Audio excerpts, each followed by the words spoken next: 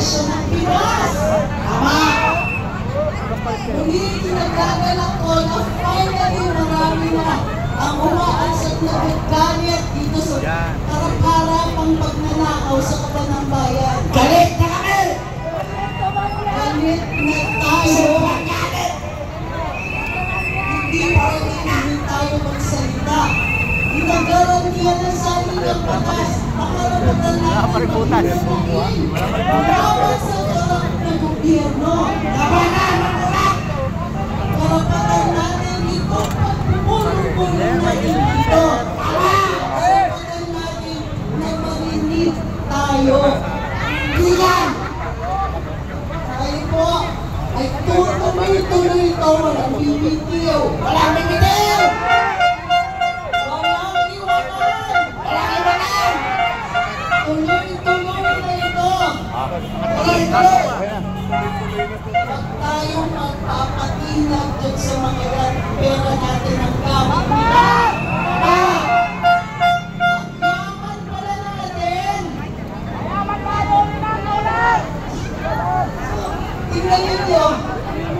Ang dami sa EDSA. Tingnan yung mga gusali.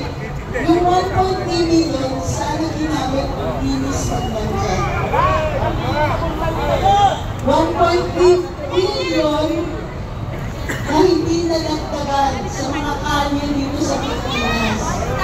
Na hindi nagamit pagpapaayos ng mga airport, seaport, public transportation, limited, pinatigil yung mga tren.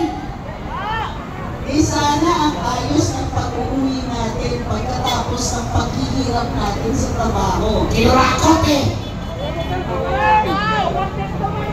Ang dami natin mga opisyalis, dumadami pa, isipin ninyo, 300, higit sa 300 ang mga kongresista natin. Ano ang pinasali ng batas? Magnanakaw na batas! Ang masama niyan, kamakailan, nagpapasa sila ng mga batas na hindi nagdadagdag ng trabaho dito sa Pilipinas. Hindi nila inakasikaso ang ekonomiya natin. Kayod tayo ng kayod, sila lang ang yumayaman. Muli, makikiusap ako, wala nang iwanan. Wala nang tigil. Walang iwanan! Tuloy na tuloy ito. Ang mga kabataan natin nananawagan. Romualdez resign.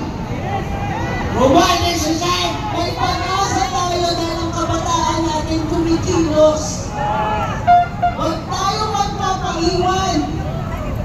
Ito ay panawagan ng buong sambayanan. Nakikiisa tayo.